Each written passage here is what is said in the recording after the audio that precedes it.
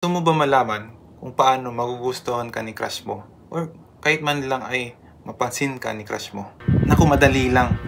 Yan ang pag-uusapan natin sa video ito pagkatapos ng intro na to.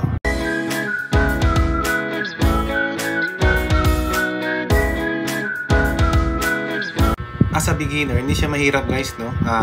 Ang una mong gagawin ay matutong laging ngumiti. Kasi pag lagi kang nakasmile sa kanya, magbibigay yun ng first impression na ikaw ay mabait, madaling makausap, at masayahin. For example, nagdaanan kayo. Ano ang gagawin?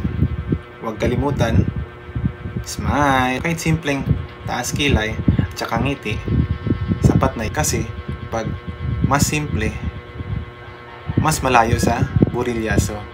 Pero paalala, huwag nyo yung gagawin palagi Dapat isang beses lang sa isang araw at dapat hindi siya sunod-sunod na araw. Bale, ang gagawin mo yan sa first day, tapos sa second day, umiwas ka sa kanya, huwag kang magpapakita, tapos pangalawang araw gagawin mo yan. Alternate days. Okay?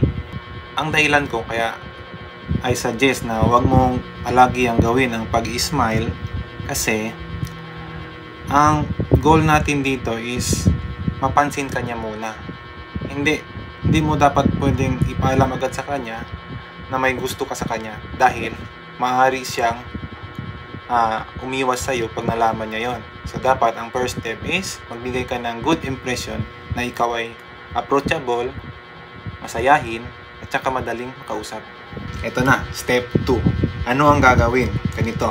Pag ginawa mo ng tama ang sinabi ko sa iyo sa first tip ko, ang susunod na mangyari is darating din yung araw na yung pag-smile mo at saka pagtaas mo ng kilay sa kanya ay magkakaroon ng reaksyon. Kasi yung mangyayari niyan is gagayahin din niya yung ginagawa mo sa kanya.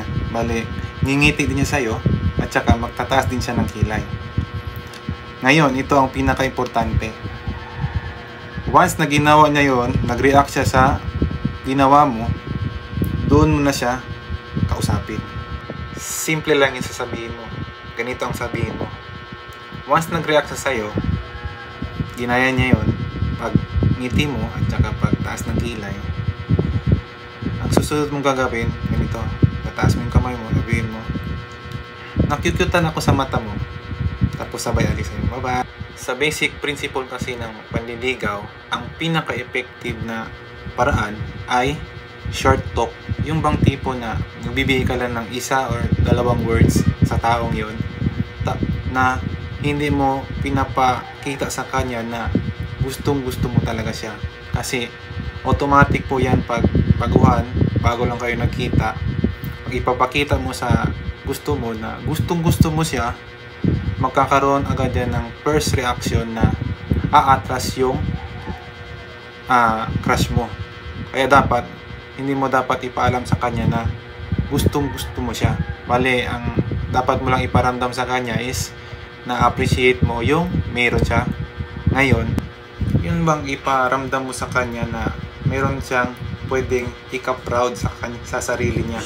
At isa ka, siya nagbigay sa kanya ng pakiramdam na dapat niyang ika-proud sa sarili niya. Paalala, isang beses mo lang dapat yan gagawin. Huwag pa ulit-ulit na parang silang plaka dahil nakakainis din yan. Sapat na yan isang beses lang. Okay? Sunod na step. Ang kailangan mo sunod gagawin ay kaibiganin mo ang mga kaibigan niya. Bakit?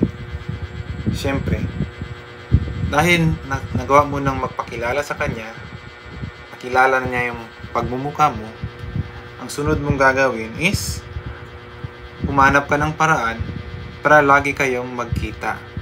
At ang solusyon para doon ay dapat kaibiganin mo yung mga kaibigan niya. Kailangan mo mag-research. Alamin mo yung mga kaibigan niya, mga kakilala niya, yung laging nakakausap niya. At kausapin mo at kaibiganin mo na hindi niya nalalaman. Dahil ang mga susunod na mangyayari, pag mayroon mga parating na mga aktibidad na kailangan grupo, for example na mga group activities, na mga projects or mga parties, malaki yung chances mo na may invite ka ng kaibigan ng crush mo.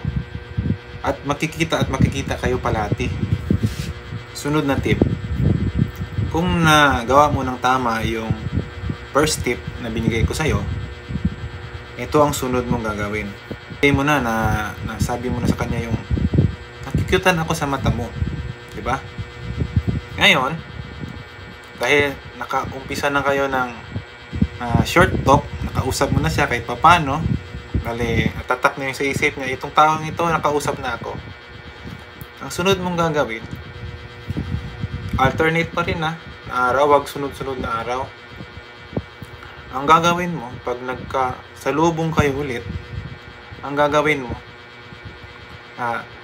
gawin mo ulit yung strategy ng first step, smile or taas kilay. Ang sunod mong gagawin is, alukin mo siya ng libre. Bali, ang gagawin mo, for example, mo ganun, tapos ginugutom ako, kain tayo, libre kita. Wag mong ipakita sa kanya na sadya yung plano mo. Dapat para bang nagbibiro ka lang na habang dumadaan sa lubungan, kaya sabihin mo lang na ginugutom ako, mag-break muna ako, sama ka, libre kita. Man yan lagi successful, no? Pero kahit papano, small talk na naman. Bale, darating din yan ng time na matatimingan mo rin, matatiming mo rin yung mood niya na gusto siyang kumain din. So, mangyayari yan na tatanggapin yan yung alok mo. Ang sunod naman na tip na gagawin mo, pag nagawa mo na yung first step at saka yung huling tip na nagawa mo, bali yung successful na ba, na-check mo na lahat ng steps na yon, nagkaroon na ng konting kwentuhan sa crush mo na yon, ang sunod mong gagawin is, huwag mong ipapaalam na gustong gusto mo siya. Never. Yan po ang rule sa sa panliligaw. Huwag mong ipaalam sa kanya na gusto mo siya, pero meron kang naibibigay sa kanya. Ang next step, ito na yung fun part niya. Ang sunod mong gagawin is, ayusin mo na yung itsura mo.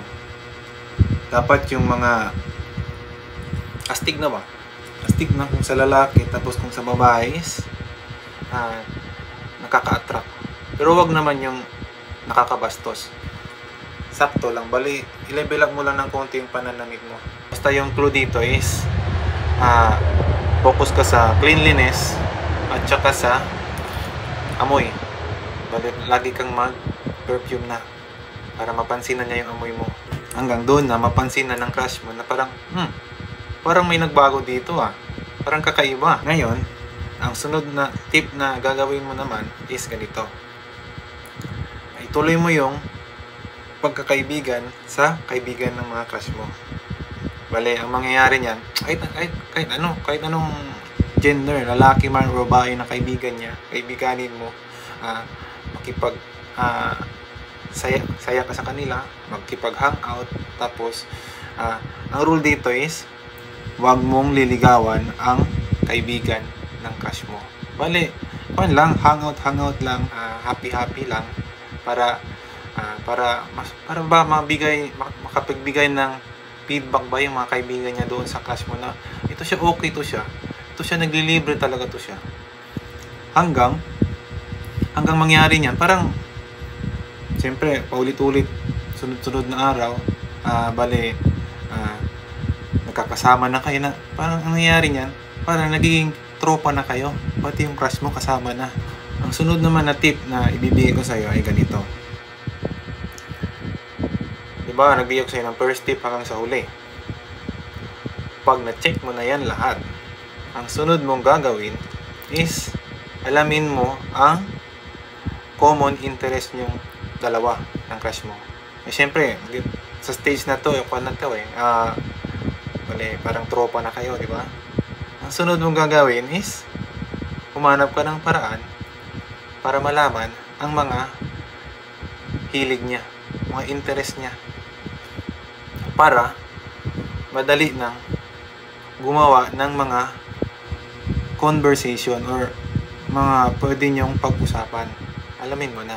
Tapos, ang sunod kong tip na ibibigay ko sa iyo, ang ma-advise ko sa iyo ay huwag kang magmadali. Itong mga nabigay ko sa iyo mga tips ay hindi to kayang gawin ng isang araw or 1 week.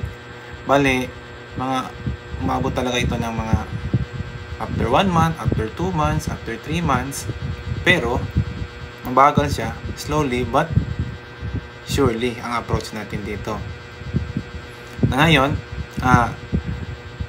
hanggang dito na lang tayo sa video ito. Actually, yung nabigay ko sa yung tips, yung halfway na yon is nandoon na yung nandoon na yung goal ng video ito, yung title ng video ito. Pero ang binigay ko sa yung video is hanggang malapit na sa katapusan. So, may guide ka na, sundin mo na lang. Okay guys, hanggang dito lang tayo sa video ito. Kung mayroon pa kayong mga ibang tanong, i-comment nyo sa baba at pag-usapan natin. Tapos, i-like nyo itong video bilang suporta sa akin. Tapos, mag-subscribe na rin kayo para mabibigyan kayo ng notification kung mayroon pa akong sunod na amazing tips. Yun lang guys. Salamat sa panonood.